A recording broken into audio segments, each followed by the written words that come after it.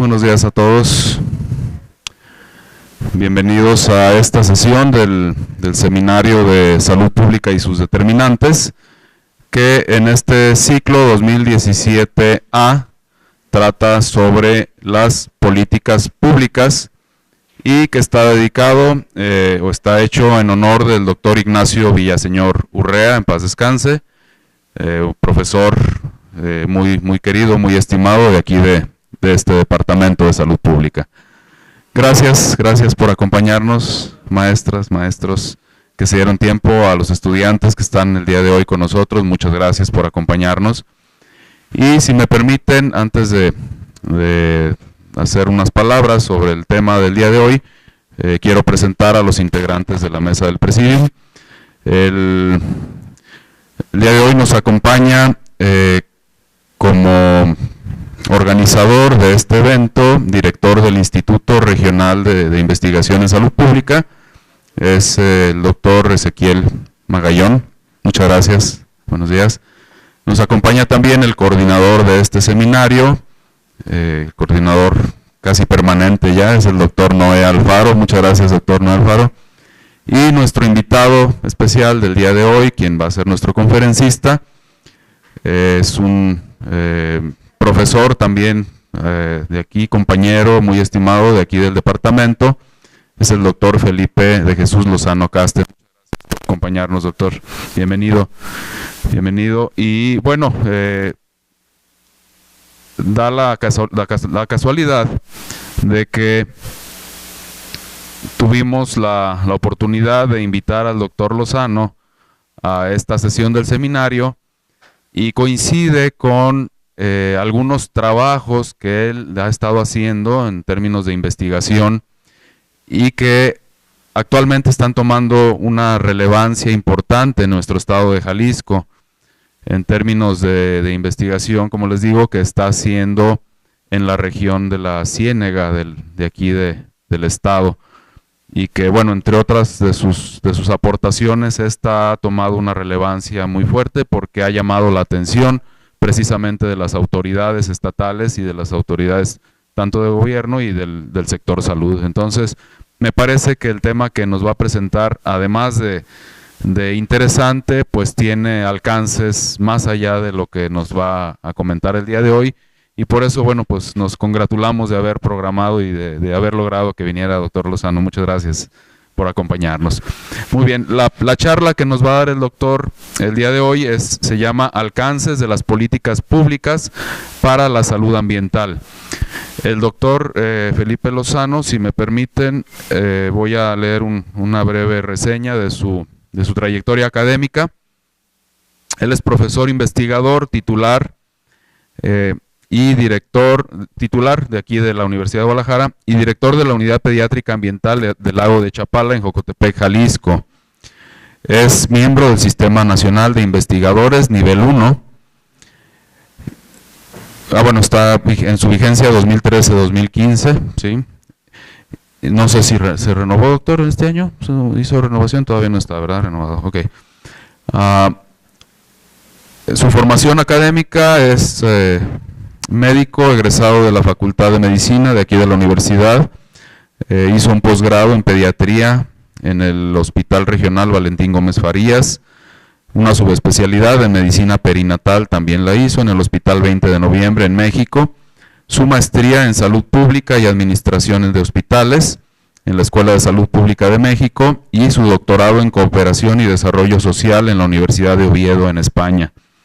Él ha tenido varios cargos como funcionario, primero de ellos como director del Hospital Regional Valentín Gómez Farías del ISSSTE, subdirector médico del Hospital General Regional número 46 del IMSS, director del Hospital General de Zona 14 del IMSS, jefe de prestaciones médicas de la Delegación Guanajuato del IMSS y asesor médico de la Dirección Regional de Occidente del IMSS también. Aquí en la universidad y específicamente en el departamento, él fue jefe del laboratorio de salud pública, también ha sido secretario del Departamento de Investigación Científica y Superación Académica, director del Instituto Regional de Investigación en Salud Pública, coordinador de la Maestría en Administración en Servicios de Salud miembro de la Junta Académica y coordinador de la misma, y actualmente es coordinador de la maestría en salud ambiental en su sede de aquí del CUCS.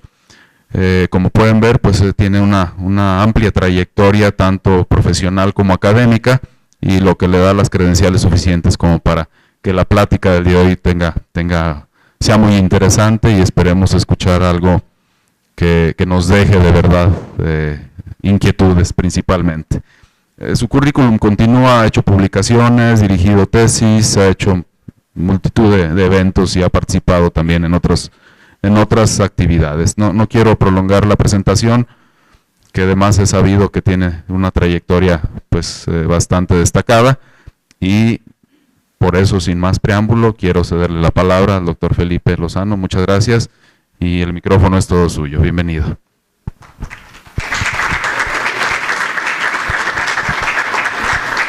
Muchas gracias.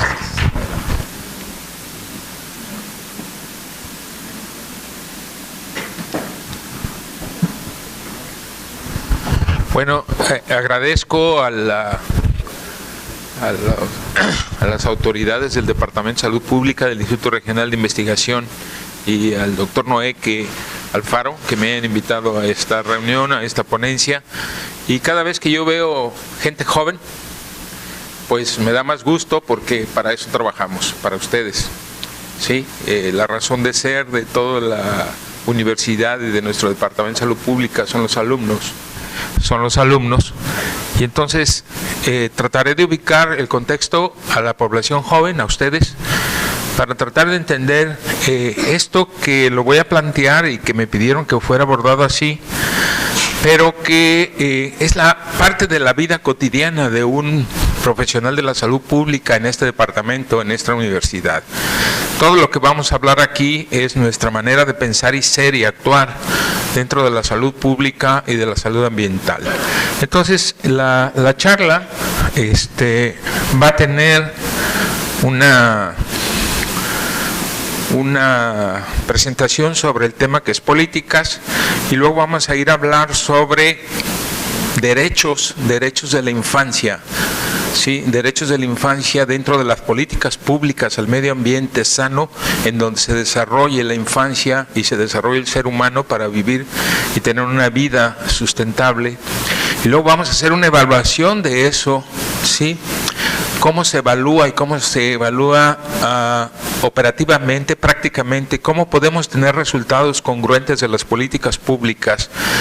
Luego, resultados de esas políticas en los individuos, en los niños, en los habitantes, sobre todo en la laguna alrededor del lago de Chapala, donde estamos trabajando desde hace algunos años en varios municipios. Y finalmente una reflexión sobre las políticas, ¿sí? No es una crítica nada más de la academia aventarme una pedrada a los políticos, sino entender que las políticas las hacemos todos en un estado moderno y donde todos somos parte de esas políticas. Evidentemente, parte de la temática en este seminario son los determinantes sociales. Y los determinantes sociales los van a ver como determinantes sociales y ambientales, y los vamos a ir poco a poco analizando sin referirles directamente, pero concluiremos luego. Bueno, aquí está el doctor Villaseñor. Fuimos compañeros, imagínense, en la maestría juntos en 1971, hace algunos años. A ver, voy a cerrar esta presentación. Bien, entonces el tema asignado es alcances de las políticas públicas para la salud ambiental. La salud ambiental es parte de la salud pública, ¿sí? A la salud pública le ha pasado que se ha ido especializando como la medicina, ¿no? Antes era medicina general, y luego por ahí aparecieron los obstetras, y luego aparecieron los cirujanos, y fueron apareciendo muchas especialidades. Bueno, a la salud pública le ha pasado eso, ¿sí? Le ha pasado que ha salido la salud laboral o la salud ocupacional, la salud pública, la salud ambiental, y una serie de subespecialidades que se han ido dando alrededor de la salud pública. La salud ambiental es salud pública, pero desde una visión del medio ambiente, cómo afecta a la salud. Algo que por ahí empieza en este centro universitario a tocarse un poco más. Bien, entonces, de todos modos, el concepto porque, no sé, frecuentemente confundimos con ecología con salud ambiental, ¿sí? Y llevamos clases de ecología y de ecología no es salud ambiental, ¿sí? Salud ambiental, según la OMS, por eso la OMS dice que la salud ambiental es la parte azul del medio ambiente o de la ecología, y la parte verde que manejan los biólogos principalmente es la parte verde que trabaja pues bosques, ríos, pero no asociado a la salud y los efectos en la salud del humano. Entonces la OMS dice que es aquella disciplina que comprende aquellos aspectos de la salud humana, ¿sí?, incluida la calidad de vida y el bienestar social, que son determinados por factores ambientales, físicos, químicos, biológicos, sociales y psicosociales. Y entonces aquí está englobados los determinantes sociales y ambientales a partir que habla de determinados factores ambientales. Entonces, los límites de la salud ambiental, entonces, dentro de la salud pública, ¿sí?, como campo de la salud pública, la salud ambiental, implica lo que está relacionado con lo que está en el medio ambiente, pero todo lo físico, lo químico, lo biológico, lo social y lo psicosocial y calidad de vida. Porque si un individuo está en una empresa que está encerrado y no tiene buena capacidad para vivir y tiene estrés, estamos hablando de calidad de vida en el empleo, y eso es salud ambiental. Por eso hablamos a veces y tenemos dificultades cuando hablamos de salud laboral, es salud ambiental, porque el ambiente laboral está ocasionando algunos problemas en la salud humana. Bien, entonces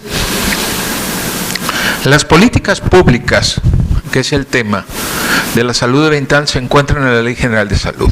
O sea, no estamos hablando de algo que es simplemente un apartado académico, sino está en la ley. Entonces vamos a revisar 4 o 5 láminas donde la Ley General de Salud habla de la salud ambiental y de lo que le toca al gobierno, a los estados y a las secretarías pertinentes que tiene que desarrollar en ellos. Y poco a poco vamos a ir bajando este tema a partir de aquí para poder hablar de esto. Entonces, en la Ley General de Salud, dice capítulo 4, tiene una serie de artículos, ¿sí? Y si textualmente leemos los artículos, dice en este 116 que las autoridades sanitarias, o sea, sector salud, tomará medidas y realizarán las actividades que se refieren a esta ley tendiente a la protección de la salud humana ante los riesgos y daños de las condiciones del ambiente, ¿sí? Entonces, aquí la Ley General de Salud ya empieza a hablar del ambiente donde vivimos, ¿sí?, del ecosistema donde vivimos. El artículo 17 habla que la formulación y la conducción de la política de saneamiento ambiental corresponde a la Secretaría de Desarrollo Urbano en Jalisco, y Ecología pues es SEMADET, ¿sí?, en coordinación con la Secretaría de Salud en lo referente a la salud humana, saneamiento ambiental. Este artículo 118 dice, corresponde a la Secretaría de Salud determinar los valores de concentración máxima permisible para que el ser humano de contaminantes en el ambiente. O sea, el sector salud debe vigilar la calidad del aire, el agua, la tierra y todo aquello que está alrededor nuestro que nos pueda hacer daño, ¿sí? Ya sea buscando partículas de metales pesados, buscando contaminantes en el aire, bacterias en el agua, ¿sí? Esto es estudiar el medio ambiente que le pueda generar daños al hombre. También le emitirá las normas a que deberá sujetarse el tratamiento del agua en el uso y consumo humano. Establecerá criterios sanitarios para la fijación de las condiciones particulares de descarga de tratamientos de las aguas de acuerdo a normas. O sea, todo el agua servida, todo el agua tendrá que ser estudiada y ver los riesgos que ocasiona para la salud humana.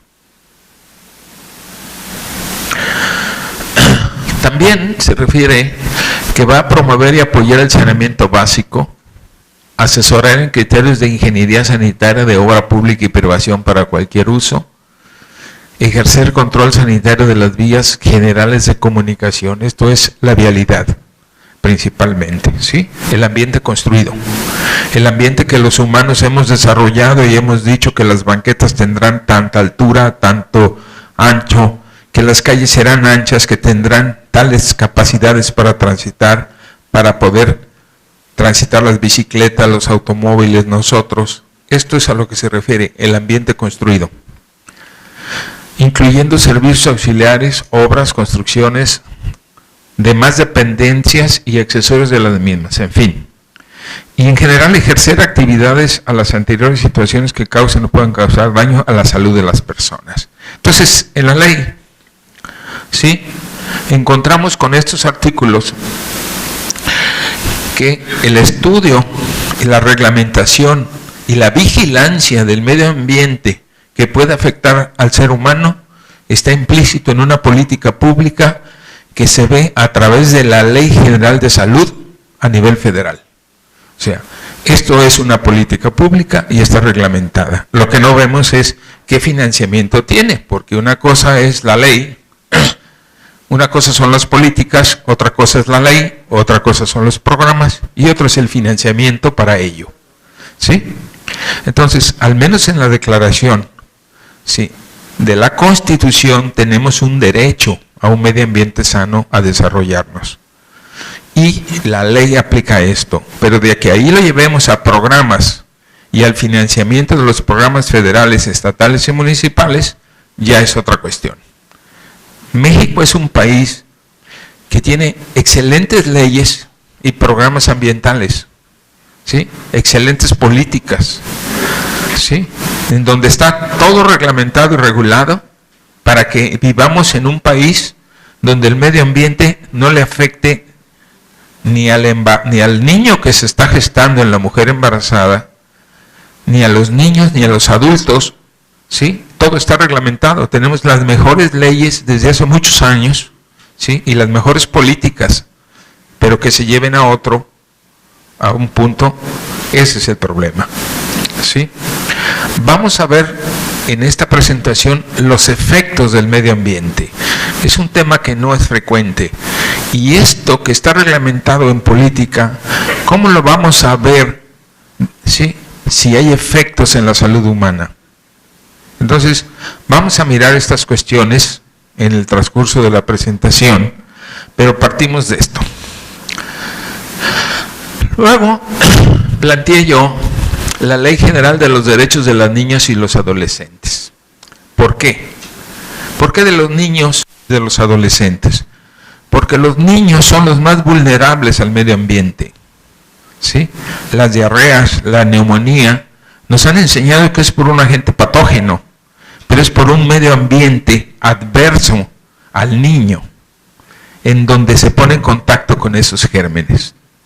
Y donde el niño es más vulnerable por su inmadurez, por su desarrollo, porque está más en contacto con la tierra, con el aire, respira más veces que el adulto, ingiere más agua por kilo de peso que el adulto, e inhala o inspira más aire que el adulto, ¿sí?, por superficie de él, porque su metabolismo y su manejo es estar más en contacto con la naturaleza, con el medio ambiente, y por lo tanto ese medio ambiente, si es adverso, le va a ocasionar daños, y muchas veces irreversibles.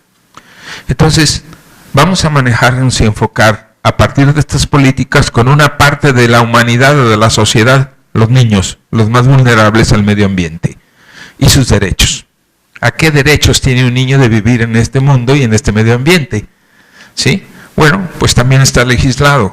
Entonces, hay una publicación a partir de diciembre del 14, que es relativamente nueva, del Congreso de los Estados Unidos Mexicanos, que dice: hay una ley de derechos de niñas y niños y adolescentes y se reforman diversas disposiciones a la ley de prestación de servicios de la atención y desarrollo del cuidado integral.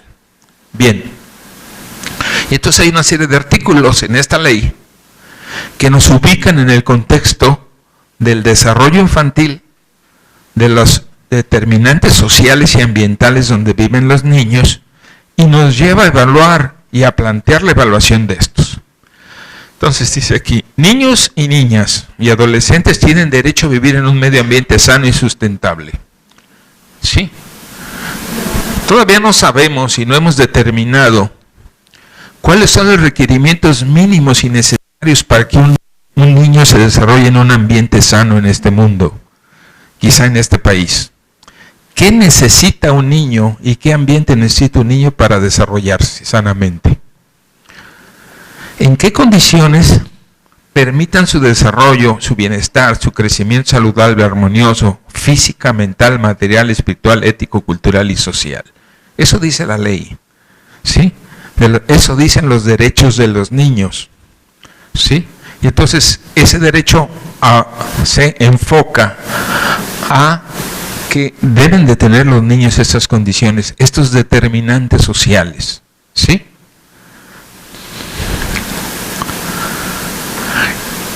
Bien, y entonces vamos a entrar un poco ya en cómo evaluar estas políticas públicas, estas leyes, esta ley de salud, en donde está diciendo una serie de artículos que va a evaluar, y esta ley ahora relativamente nueva en México, que está impulsada por UNICEF, sobre el medio ambiente y el desarrollo de los niños. Entonces entraremos un poco más en el tema de la evaluación. Entonces yo les voy a plantear aquí unos parámetros de evaluación que organizaciones civiles y la UNICEF, junto con el gobierno del estado de Jalisco, han empezado a plantear cómo evaluar la infancia. Y luego y con sus indicadores, y luego vamos a ir a una serie de comunidades para ver cómo esto, qué resultados tiene.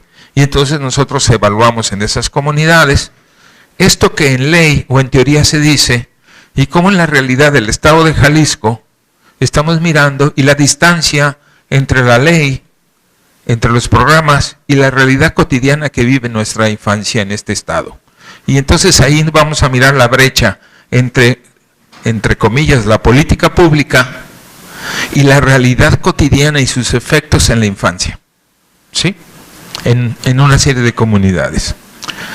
Entonces, aquí planteamos que se necesita un sistema de evaluación y monitoreo sistemático para tener evidencias congruentes de las políticas. O sea, toda política debe tener un instrumento de operación, que es su programa. Toda política debe tener un financiamiento, su programa, pero toda política debe ser evaluada. Y toda política, al ser evaluada, debe ser transparente y la debemos conocer todos para poder referirnos a si las políticas públicas que se están decidiendo en este país realmente tienen efectos sobre los ciudadanos, sobre el desarrollo de nosotros. La credibilidad, cada vez cuando oímos políticas, nosotros muchas veces lo transformamos a políticos y son cosas diferentes, ¿sí? Una política pública, ¿sí?, no es sinónimo de político.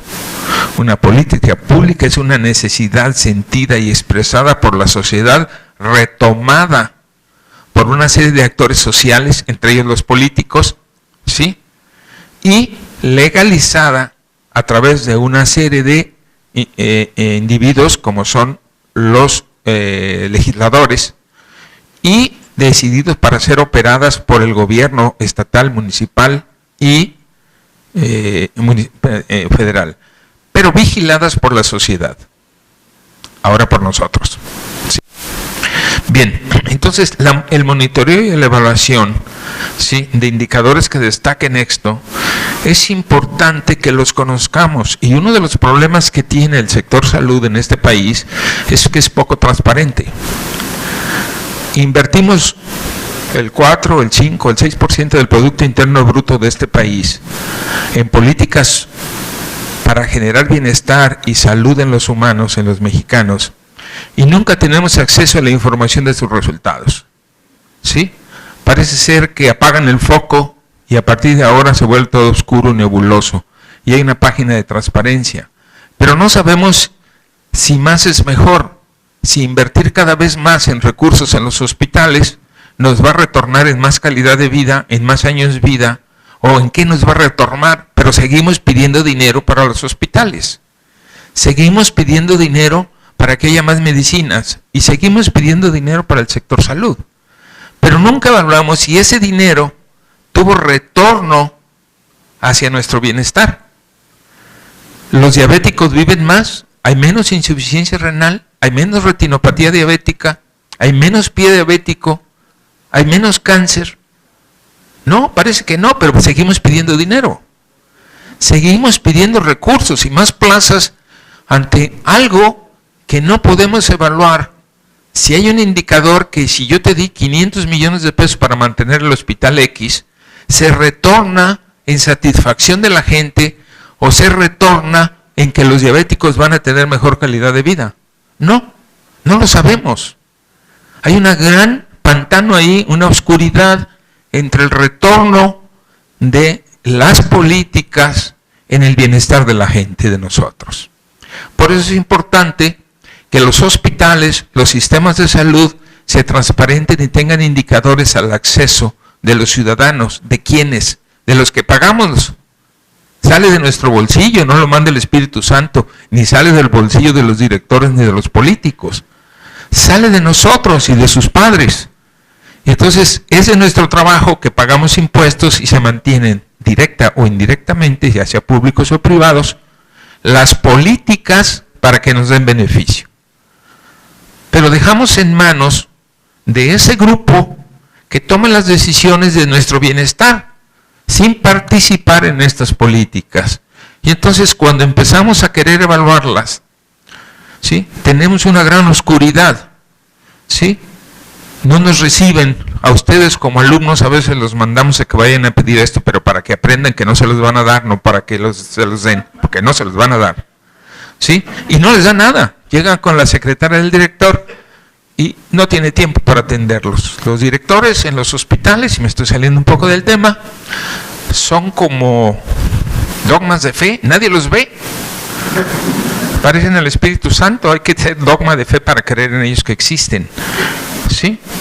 Pero somos nosotros mismos egresados de estas aulas que nos volvemos individuos que pareciera ser que ya estamos fuera del alcance del pueblo, pero viven de nuestro presupuesto, sus estacionamientos, sus carros, y su vida depende de nuestro salario. Y eso no lo hemos discutido. Y entonces cuando queremos evaluar su actuación y sus resultados en nosotros, nos cuesta trabajo. Creemos que no tenemos derecho a eso. ¿Sí? Bueno, pues ese es el tema. No me estoy metiendo a la evaluación de políticas hospitalarias, sino de salud pública, aunque los hospitales, un poco de salud pública, un poco de la clínica. Bien, entonces, este monitoreo, como dije, puede permitir y contribuir al debate sobre la situación de las infraestructuras y de los recursos que existen, ¿sí?, para que recibamos o no recibamos atención, ¿sí? Pueden fortalecer la libertad de expresión e información para que los ciudadanos nos comuniquemos y hablemos de agenda de derechos de los pacientes o de la infancia. Esta información sobre la infancia y la adolescencia, lo estoy poniendo ya para bajarlo a la infancia, a escala municipal puede facilitar acceso y consulta, que el ciudadano que vive en ese municipio mire y acceda a la que la política municipal está planteando para su beneficio, su desarrollo, ¿sí? Puede contribuir a que tanto las autoridades de los tres niveles, federal, estatal y municipal, den prioridades y nosotros entendamos las prioridades y no las ocurrencias o las decisiones de grupos cerrados que se iluminan, ¿sí?, y que no tienen contacto con la sociedad y que por ser egresados de una universidad consideran que ya tienen el conocimiento de lo que le pasa a la población y toman decisiones iluminadas, ¿sí? O puede alertar a las autoridades y a sus cabildos para que negocien recursos y permitan mejorarles los indicadores de bienestar o los determinantes sociales de la infancia o de la población. Por eso es necesario el conocimiento.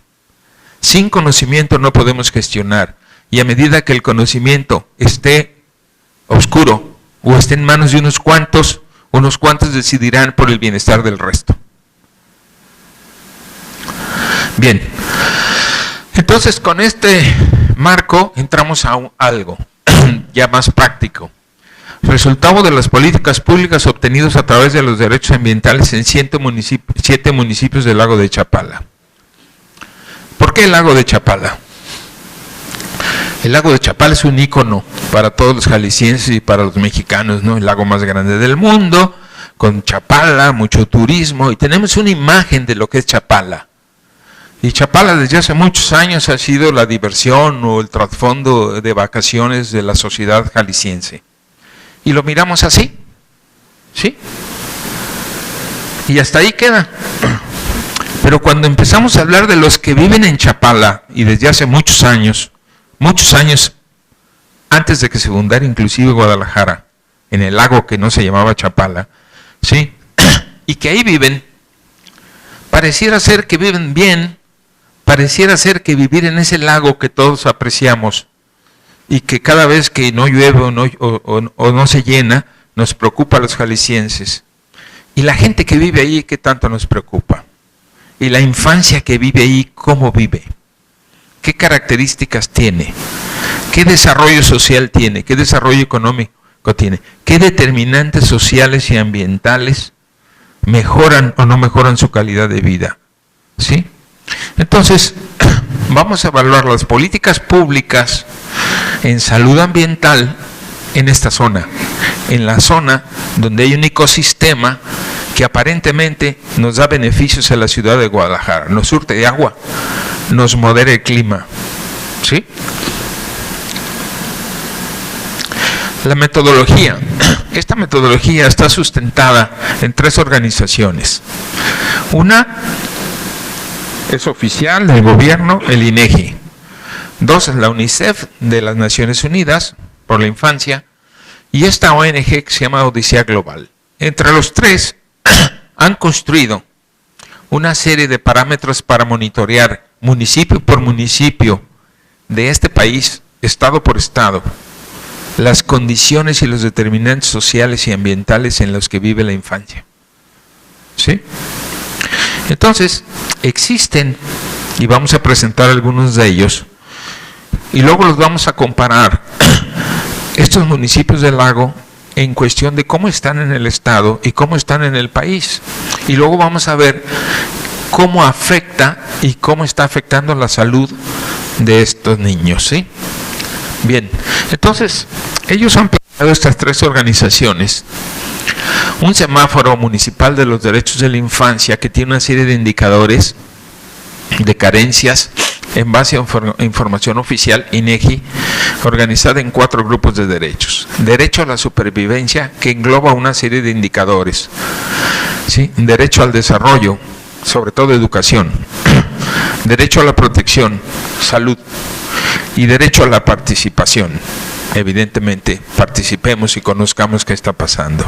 Vamos a mirar algunos de ellos, ¿sí? En este instrumento, para conocer y eventualmente mejorar la situación de los niños a través de políticas públicas en cada municipio en la ribera del lago de Chapala. Entonces, este es el lago de Chapala que todo el mundo conocemos. Aquí hay los municipios que están alrededor, hay otros 3 aquí que son de Michoacán, pero el tema es Jalisco, ¿sí? Entonces tenemos Tizapán el Alto, me imagino que muchos de ustedes lo conocen, Tuscueca, la tierra de Ramón Corona, Jocotepec, Chapala, Poncitlán, Ocotlán y Jamay. Vamos a referirnos a los 3 y luego vamos a profundizar en uno de ellos, Poncitlán, con resultados como estos determinantes sociales y ambientales están afectando la salud de la infancia en Poncitlán, con casos. Bien, ¿qué son estos derechos que están aquí? ¿Sí? La derecho a la supervivencia. Bueno, ellos lo plantean así, reconocen que todo niño tiene derecho a la vida y que deben garantizar su supervivencia y desarrollo a través de medidas para impulsar la esperanza de vida y disminuir la mortalidad infantil, la malnutrición y las epidemias. También señala, ¿sí? La seguridad social y que sus hogares cuenten con servicios básicos, agua, luz, volvemos a medio ambiente, vivienda adecuada, número de habitantes por vivienda, en fin. El derecho a la salud se plantea dentro de la metodología de esta forma, ¿sí? Niños y niñas que nacen con bajo peso debido a nutrición inadecuada, en fin, todo lo relacionado con la nutrición, el embarazo, derecho a la vivienda y a servicios, ¿sí? Son, si los niños tienen una vivienda adecuada con los servicios adecuados, agua potable, agua de calidad, humo intradomiciliario, qué sé yo, cucarachas, ratas, alacranes, en fin, toda la fauna que hay alrededor en las viviendas, piso de tierra, en fin, todo esto que tiene derecho el niño a desarrollarse en un medio, ¿sí? Y un derecho a la educación. Bien. Entonces, vamos a ver algunos resultados de ellos. Miren, para entender la primera. Aquí habla de la variable recién nacido con bajo peso al nacer.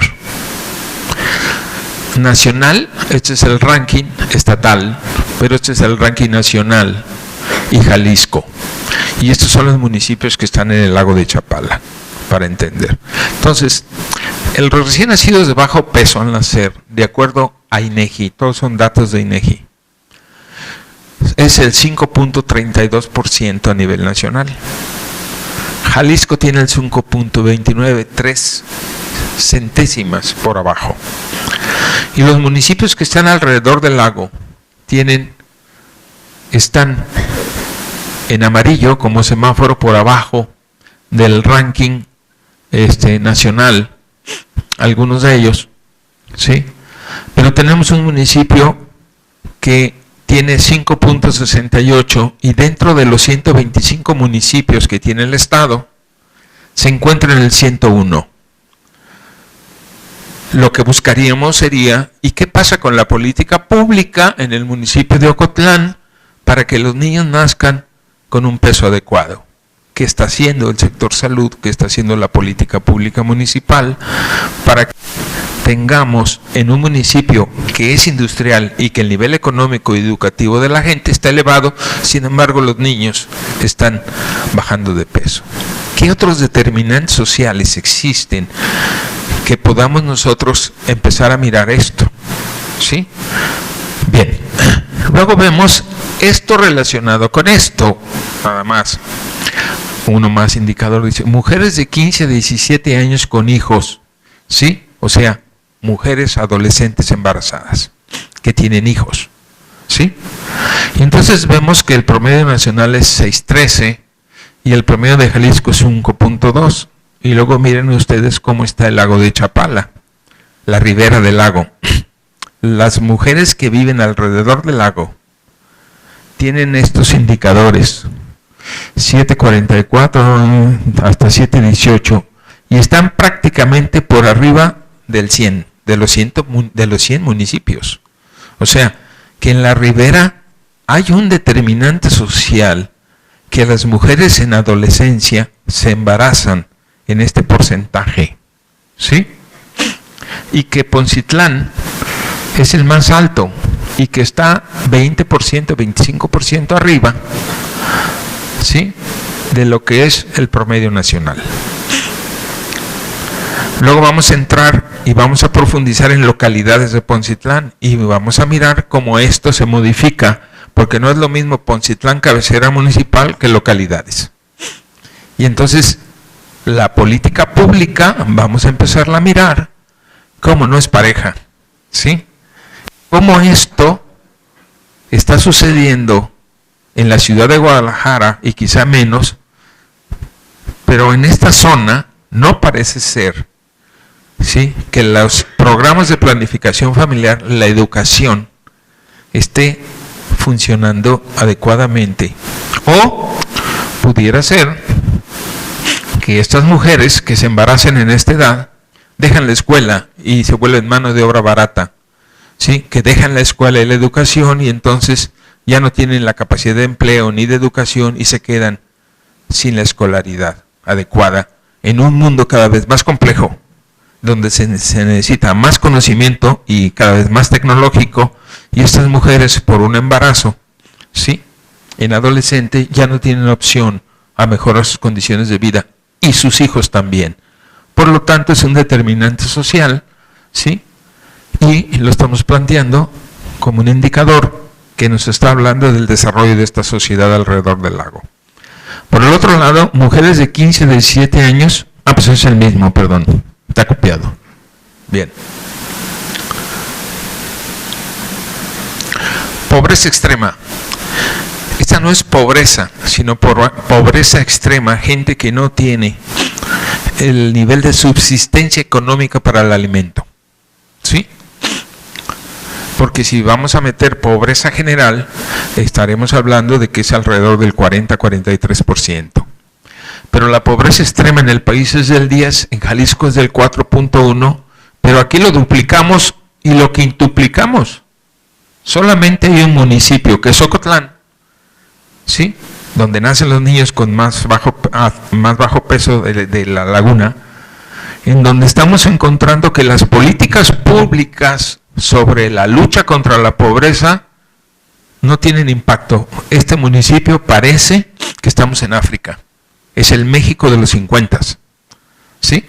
Hay un atraso y una exclusión social de todas estas comunidades y de esta infancia y de estas mujeres con esa pobreza extrema. O sea, hay problemas de subsistencia alimentaria en el 21% de esas familias y de esos niños. Lo tendremos que ver impactado en la desnutrición. Posteriormente vamos a empezar a medir esos niños y vamos a ver de qué tamaño se refleja este indicador de desnutrición, ¿sí? Y empezamos a mirar que tenemos problemas muy serios de salud pública en este estado. De este lado vemos la carencia de alimentación.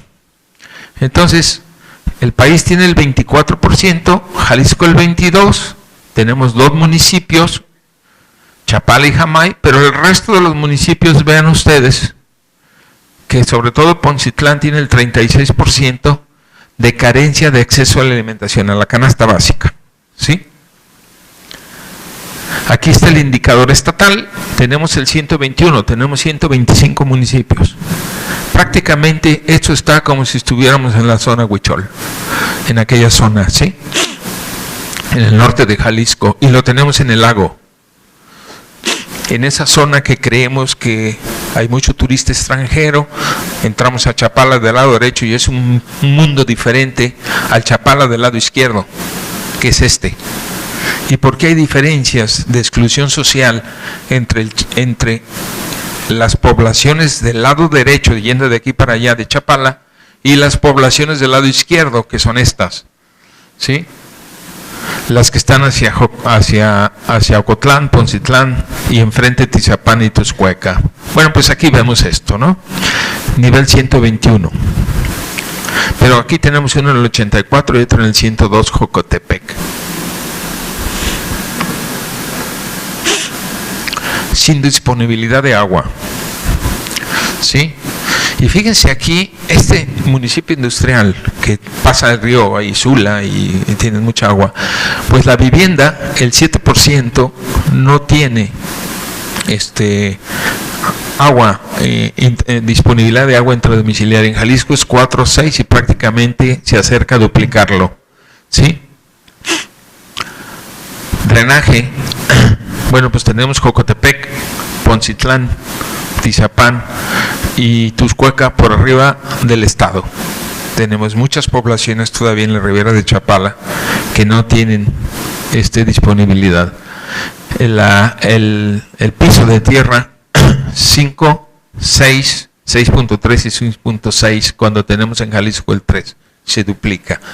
Vivienda sin tierra es un medio ambiente propicio para tener una serie de parasitosis o una serie de enfermedades, y habla de pobreza y habla de exclusión social, ¿sí? Bien. Analfabetismo. En el país es 8.7, en Jalisco 7.28, y miren cómo está la región del lago de Chapala. Evidentemente este determinante social tiene impacto en la salud, en la economía, ¿sí?, en el futuro y en la sustentabilidad de estas comunidades, porque estas mujeres o estas familias analfabetas no van a producir individuos, ¿sí?, que se van a enfrentar a un mundo que cada vez es más desarrollado y tecnológico, al México del siglo XXI, ¿sí? Entonces, toda la zona de la Ribera tiene este porcentaje, está en rojo, de acuerdo a las cifras nacionales o estatales, y Poncitlán tiene el 10.28, es el lugar 113. Entonces vamos acumulando determinantes o indicadores sociales que se van juntando y van haciendo más excluida esta población, que no le dan la potencialidad ni en educación ni en salud, y sobre todo niños que no van a la escuela de 6 a 11 años. El indicador en el país es este, en Jalisco este, y en la Laguna o en la Ribera tenemos estos dos, en Ocotlán y en Tizapán.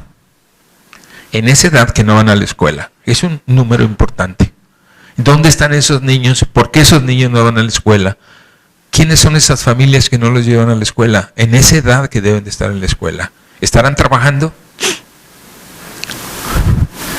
Niños de 15 a 17 años.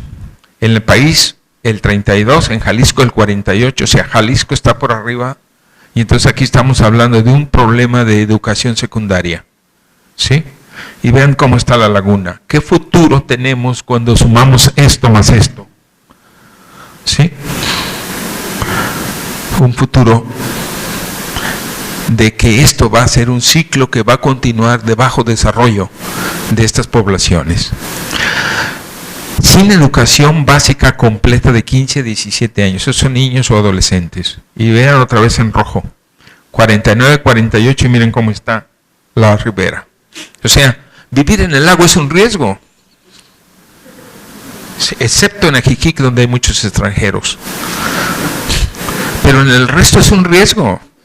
O sea, si seguimos pensando que es un emporio Chapala y sus municipios, no es así, nos estamos engañando. Si no lo medimos, ¿sí? Siempre estamos oyendo la voz de los turistas, la voz de los diarios, la voz de los que venden servicios turísticos, pero no estamos oyendo la voz de los indicadores en salud y del desarrollo humano y de los determinantes sociales de lo que sucede ahí. Y no es porque estén en rojo. Vean ustedes, entre los 125 municipios, ¿sí?, no están mal. Están por arriba de la media de todo el estado, o sea, les falta mucho tiempo y mucha inversión para poder salir de este rezago, ¿sí? Y finalmente, creo, disponibilidad de agua. Esto ya lo vimos, vivienda con piso de tierra.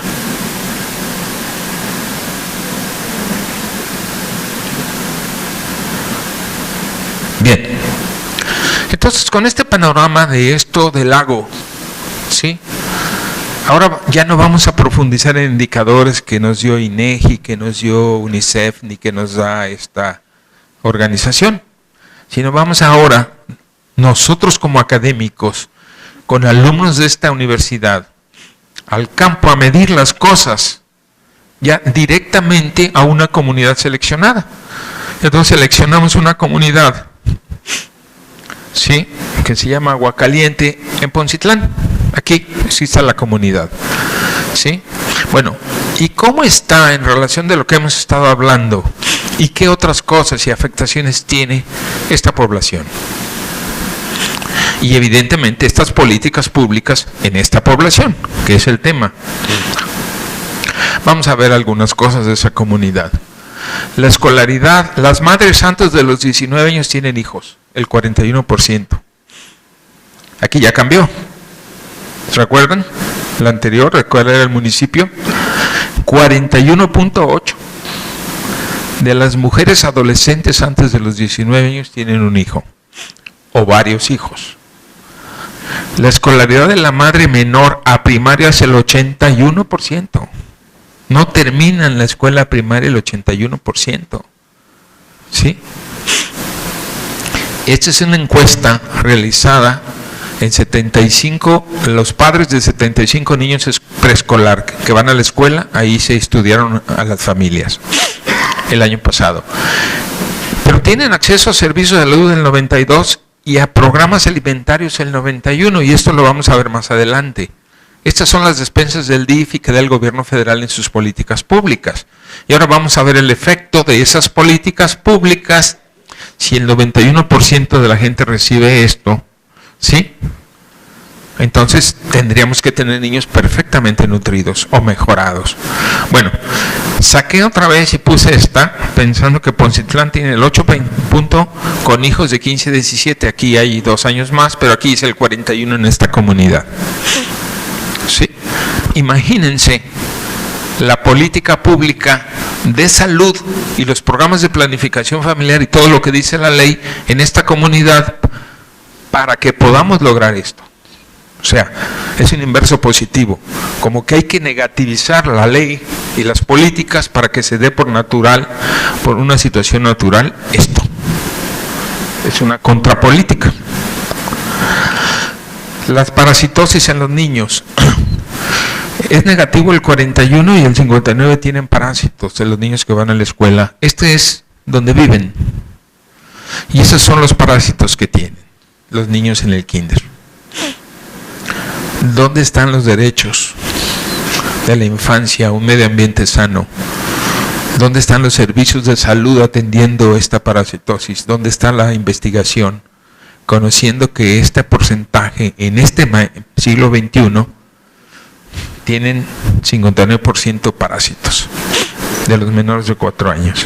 Esta es la salud pública. Pero también nos dimos cuenta de que los niños no aprendían y al estarlos tratando había algo de retraso. Veíamos algo y entonces aplicamos esta prueba que se llama EDI, que la utiliza la Secretaría de Salud, ¿sí? El Seguro Popular, para evaluar el desarrollo neurocognitivo de los niños. Y se lo aplicamos a los niños del kinder, que es la edad en que se debe de aplicar. Resultados. Aquí están, desarrollo normal estos, ¿sí? Solamente. El resto tiene algún grado de retraso. Y aquí está el grado de retraso y en dónde lo tienen. Solamente alrededor del 15%, 16% son normales de los niños preescolares. Esto es alarmante, muy alarmante. ¿Cómo es que tenemos un retraso neurocognitivo de leve a severo en la población infantil? ¿Qué futuro esperamos de esos niños otra vez y de desarrollo? El niño tiene derecho a un medio ambiente sano, a un gobierno que lo proteja, a unas leyes. Pero esto es lo que encontramos, ¿sí? Y luego tiene derecho a un ambiente sano, derecho a un aire limpio.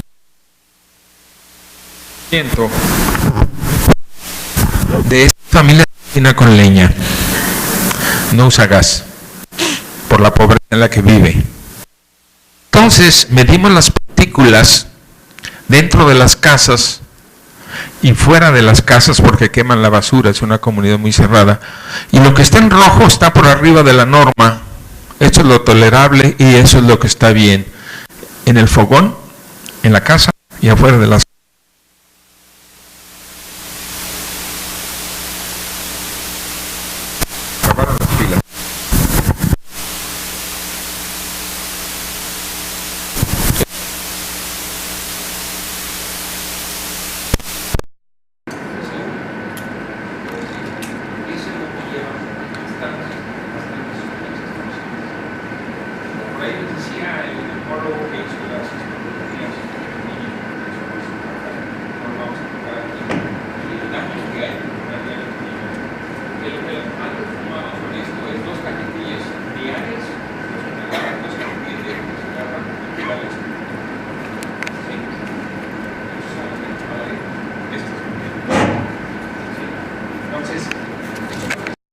mundo.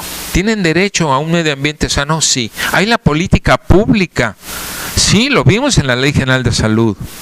Pero la realidad de estas comunidades es esta. ¿Sí? Y es por la pobreza y la cultura en la que ellos cocinan. Y aquí esta fotografía yo la tomé, vean el humo. ¿Sí? Y de este lado está el niño asomándose. Y aquí están cocinando y el niño está inhalando, ¿sí?, lo que se hace a mediodía, en la tarde, en la noche, y se está cocinando. ¿Sí? Bueno, esto es lo que los niños respiran ahí.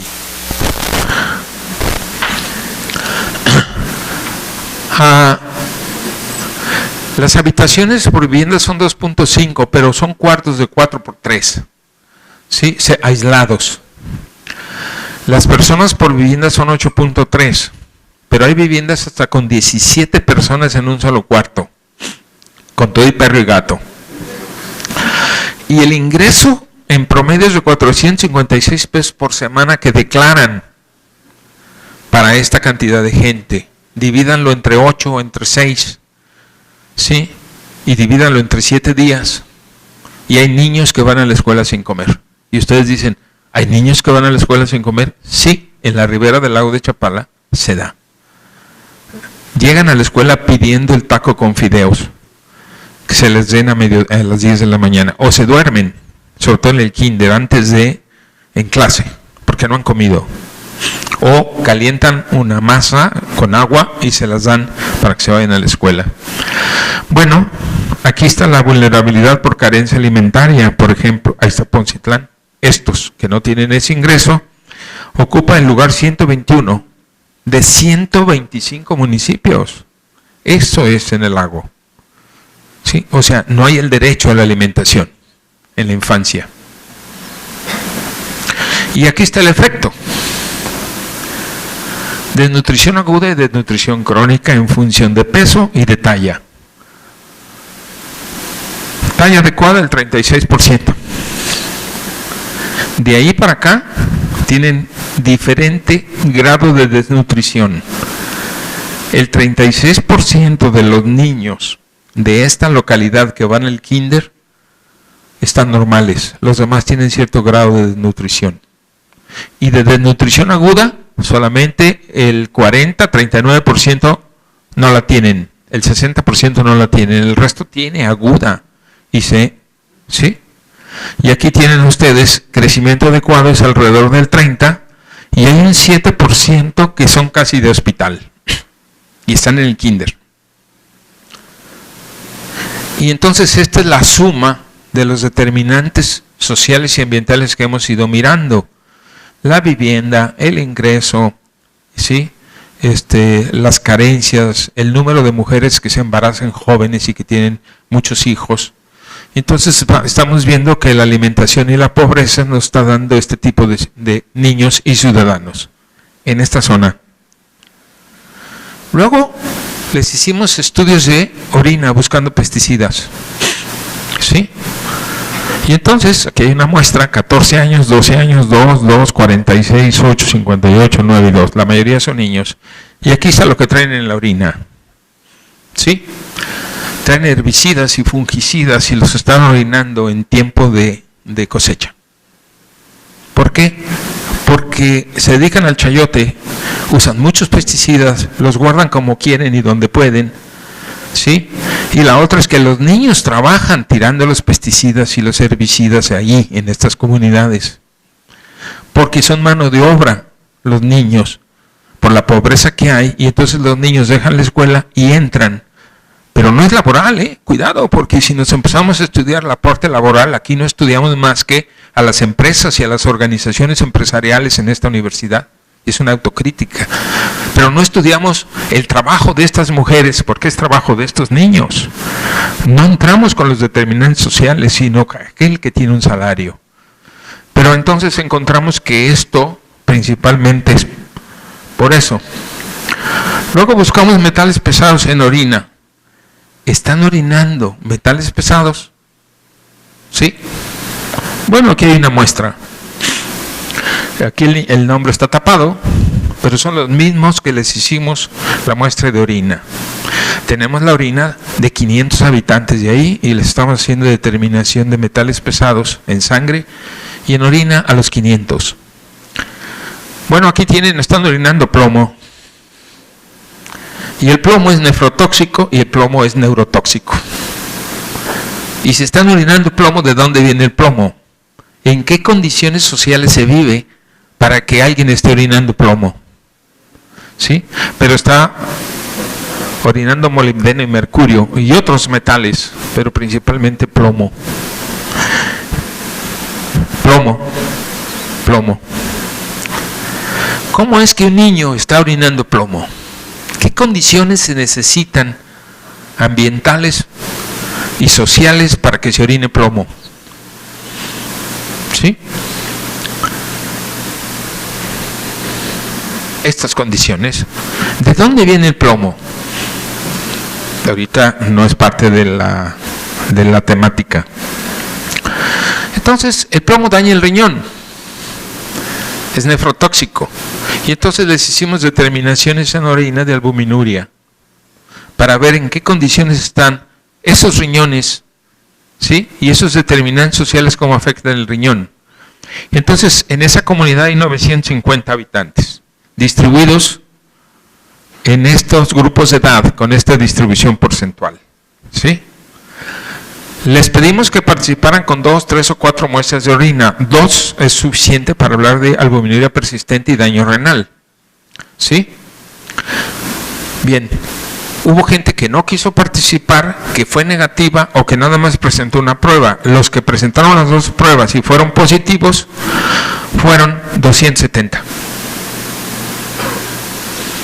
Saquen la proporción de 544 que participaron o de los 950 y el 49% en estos grupos de edad presenta albuminuria, daño renal. ¿Les parece poco?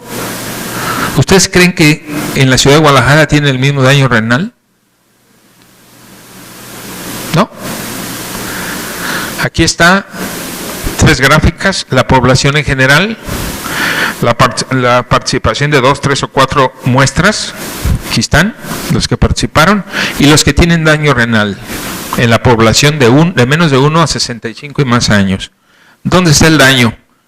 Otra vez en los niños, en los susceptibles, en los que el medio ambiente les puede hacer más efecto, ¿sí? En los que necesitan protección y políticas públicas que los protejan. Aquí está el daño renal. ¿Han escuchado ustedes del daño renal en la laguna en Poncitlán? O sea, aquí está. No es el agua, son los determinantes sociales y ambientales en los que vive y se desarrolla esta población.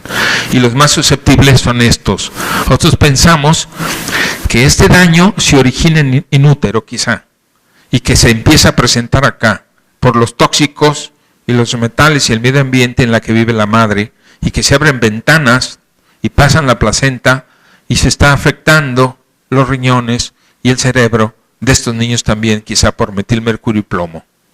¿Sí? Bien. Yo puse unas consideraciones aquí, pero creo que todos ustedes ya tienen sus consideraciones, ¿no? Porque esa es la idea del ejercicio. ¿Cuáles son las políticas públicas en este país y en este estado y en ese municipio y en la laguna de Chapala en favor de la infancia? ¿Cuáles son las políticas para el medio ambiente en esa región? Para mejorar los determinantes o disminuir los determinantes sociales y ambientales. Como que empezamos a mirar que hay duda, ¿no? Pero una vez que tenemos una evaluación, un indicador, una vez que se empieza a hacer evaluación de lo que pasa allá, y eso nos toca a los académicos, a ustedes, ¿sí? Eso nos toca ir a ver porque es una universidad pública, no privada, que también vive de sus impuestos. Entonces, con esta información se puede generar una nueva política pública o se puede evaluar a los políticos y sus decisiones y sus recursos y las tomas de decisiones que están haciendo. Entonces podemos reflexionar si las políticas públicas y la toma de decisiones realmente se están llevando a cabo en este estado para mejorar el bienestar de la población, de estas poblaciones marginadas, porque como se está planteando los indicadores que estamos mirando, el futuro de ellos no es halagüeño. Es reproducir la pobreza y la miseria y la mortalidad que ellos tienen. ¿Sí? De ahí no van a salir. Estas poblaciones necesitan grandes inversiones para poder equilibrar con el resto de la población del estado de Jalisco y sacarlos de los números 100, 90, 120, de donde los están. Y necesita académicos comprometidos. ¿Sí? Porque esto no lo habíamos mirado así. Desde el aula no se mira, desde el cubículo muy cómodos aquí no se mira. Se mira ya ensuciándose los zapatos. Bien, entonces yo planteé estas consideraciones que los estuve mirando de parte de los políticos.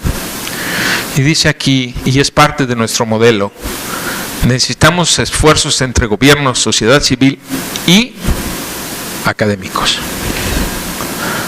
Necesitamos la multidisciplina, la visión multidisciplinaria, no la visión unidisciplinaria desde los hospitales o de los gentes de la salud, desde los políticos del otro lado y desde la comunidad separada. Necesitamos una visión multidisciplinaria o transdisciplinaria que nos permita construir realidades en conjunto y que sea una realidad de todos. La realidad no está en el cubículo de los académicos, ni la realidad está en el aula de la universidad, ni en los cubículos, ni en la oficina del secretario de salud. No está la realidad ahí. ¿Sí? La realidad está allá y la necesitamos construir todos. Por eso planteé esto, para que se generen acciones desde una realidad compartida en políticas públicas para estas poblaciones. Y nos permite diseñar políticas públicas eficaces, que no generen lo que estamos mirando en estos indicadores y en estos datos, ¿sí? Y para combatir estas desigualdades entre la población y la adolescencia y lograr mejores resultados en acceso, en fin, en mejorar los determinantes sociales y ambientales en los que vive esta gente. Entonces necesitamos una visión compartida, no una visión segmentada desde los que creemos que tenemos el conocimiento, ¿sí? Creemos que desde la universidad tenemos el conocimiento, no es así. Si no, esto no existiera, si tuviéramos la razón. Entonces las políticas públicas necesitan ser transparentes, discutidas, validadas y medidas por los académicos principalmente. Bueno, yo aquí termino, ¿sí?, con una vista del lago, y espero haber cumplido con el planteamiento que me hicieron de traerles a ustedes esto. Muchas gracias.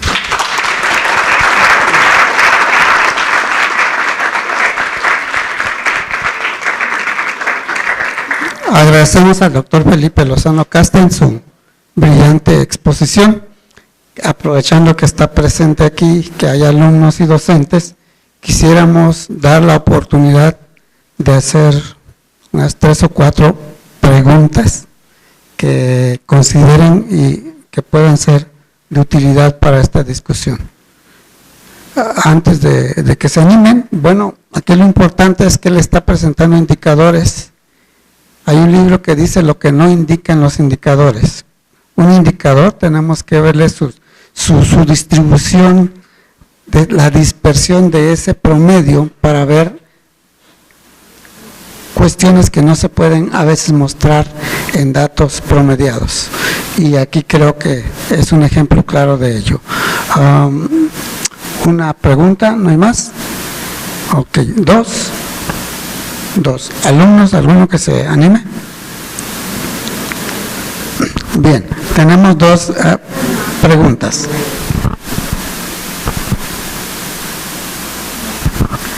Doctor, si nos puede compartir qué actores sociales se han sumado en la solución de esta propuesta que usted señala aquí, porque tengo entendido que ha llamado la atención en altas esferas.